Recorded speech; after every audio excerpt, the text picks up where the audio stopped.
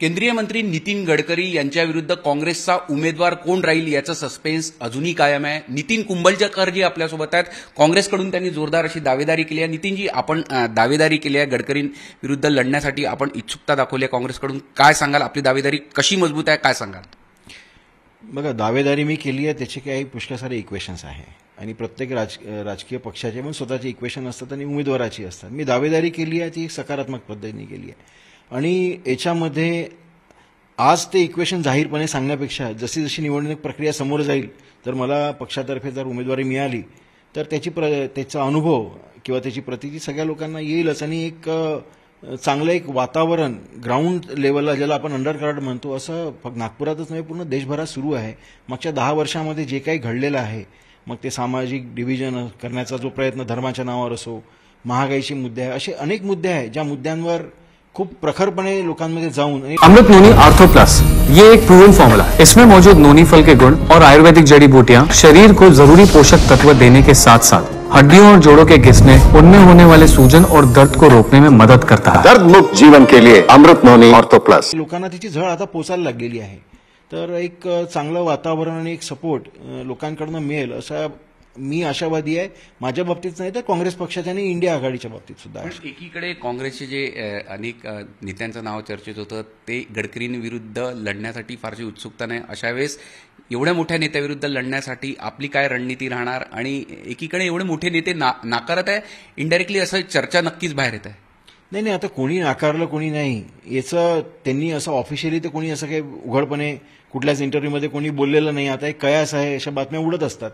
आता कोणी मागितली आहे की नाही हा इथनं सुद्धा प्रश्न येतो की जसं मी पक्षाकडे आवेदन केलं, मी माझी निवेदनं जे एक प्रोसेस आहे त्याच्यामध्ये देत आहे, तर असं ज्यांच्याबद्दल बोललं जातं की त्या लोकांनी नाकारलं किंवा पक्षश्रेष्ठींना सांगितलं की आम्हाला लढायचं नाही आहे, अशा ऑन रेकॉर्ड कुठे असं काही त्याचा उल्लेख आहे किंवा त्यांनी असं कुठे कुठल्या एखाद्या साक्षात्कारामध्ये किंवा अशा याच्यात सांगितलं? मला नाही वाटत त्यांनी असं कुठेच जाहीरपणे असं बोललेलं आहे।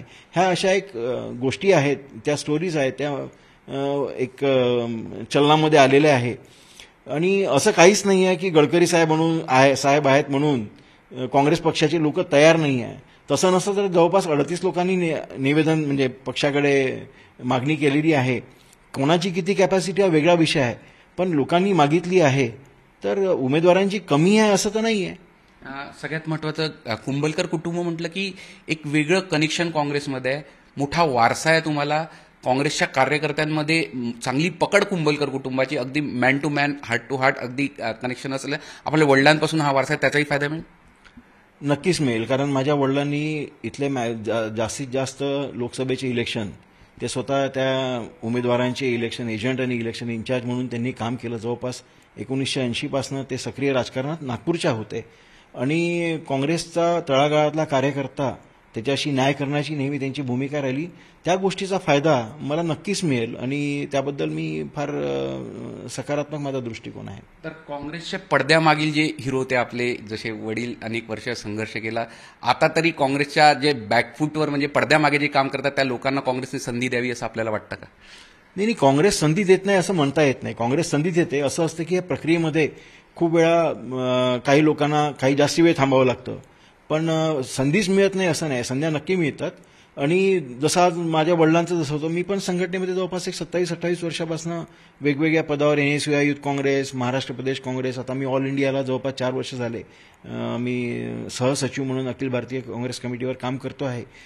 तर माझं पण एक पक्षाला एक कुठेतरी योगदान आहे आणि माझ्या वडिलांचं, माझे काका इथे यशवंत कुंभलकर, ते सुद्धा अनेक वर्ष इथे त्यांनी नगरसेवक म्हणून काम केलेलं आहे आणि त्यांचं एक चांगलं एक वलय ह्या समाजात असलेलं आहे। माझे सगळ्यात छोटे काका ते डीन आहेत, डॉक्टर प्रगती कोऑपरेटिव्ह म्हणून एक हाऊसिंग सोसायटी आहे, त्याच्या मागच्या जवळपास एक 25 वर्षापासून ते अध्यक्ष आहेत। तर एक परिवाराचं तर आहेच आणि प्रत्येकाचं एक कर्तृत्व त्यांनी सिद्ध केलेलं आहे।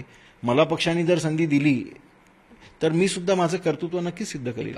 अखेरचा प्रश्न, केंद्रीय मंत्री नितीन गडकरींविरुद्ध हे सगळं आव्हान देण्यासाठी आपण प्रयत्न राहतात, कसं पाहता? कारण की विरोधकांमध्ये सुद्धा त्यांचे प्रशंसक आहे, अगदी आपल्या पक्षातले अनेक लोक जे आहेत ते ऑफ द रेकॉर्ड येऊन नक्कीच सांगतात की गडकरी चांगले काम करतात, त्यांच्या कामाची पावती नेहमीच देत असतात, अगदी संसदेत सुद्धा देण्यात आलेली आहे।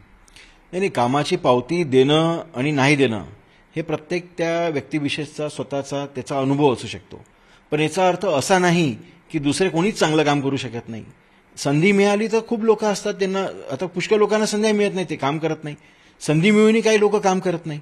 पण असे खूप लोक आहेत ज्यांना संध्या मिळाल्या नाही, पण त्यांच्यामध्ये खूप सारं पोटेन्शियल आहे. मला असं वाटतं की जर मी स्वतः एक सिव्हिल इंजिनियर आहे, माझं स्वतःचं एक विजन आहे, आणि जे काही आता तुम्ही जसं म्हटलं की गडकरी साहेबांच्या कामांबद्दल त्यांची प्रशंसा होते, तर कामांबद्दल इन्फ्रास्ट्रक्चर डेव्हलपमेंटच्या कामांबद्दल त्यांची प्रशंसा होते. पण नागपूरच्या विकासामध्ये फक्त इन्फ्रास्ट्रक्चरल डेव्हलपमेंट म्हणजे हा विकास असतो का? इन्फ्रास्ट्रक्चरल डेव्हलपमेंट हा एक डेव्हलपमेंटचा छोटासा भाग असतो. त्याच्यामध्ये तुम्ही ह्या शहरातल्या लोकांचं जीवन किती सहज केलं, म्हणजे त्यांना रोजगाराच्या संधी मिळाल्या. किंवा मला दिसत नाही 10 वर्षामध्ये नागपुरातल्या युवकांना, बेरोजगारांना नोकऱ्या मिळाल्या, किंवा त्यांना वेगवेगळ्या जॉब ऑपॉर्च्युनिटी म्हणा किंवा धंद्यांच्या एक संधी मिळाल्या, किंवा इथे महिलांचे प्रश्न आहेत. आज तुम्ही रस्त्यांच्या हालत बघा नागपूर शहराच्या, मीच नाही खूप म्हणजे सगळेच जण अफेक्टेड आहे ज्या पद्धतीचं. आता म्हणाल की डेव्हलपमेंटचे कामं सुरू आहे, पण हे डेव्हलपमेंटचे कामं फक्त इलेक्शनच्या तोंडावर जे सुरू झालेले आहे, याच्या आधी करायचे काय झालं होतं?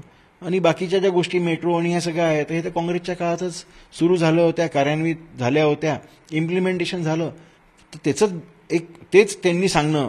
पण महत्वाचा विषय हा आहे की लोकांच्या जीवनात त्यांच्या केलेल्या कार्यामुळे किती फरक पडला नागपूरच्या जनतेच्या. मला वाटत नाही जो फरक पडायला पाहिजे होता, त्याबद्दल मी नक्कीच हे म्हणेल की त्यामध्ये ते अपयशी ठरले. तर नितीन कुंभलकर आपल्यासोबत आहे. काँग्रेसकडून आपल्याला संधी मिळाली तर नक्कीच आपण नितीन गडकरींसमोर तगडंसं आव्हान उभारू शकू असा विश्वास ते व्यक्त करताना दिसत आहे. झी मीडियासाठी व्हिडिओ जर्नलिस्ट रत्नश्री सातपुतेसह अमर काणे, नागपूर.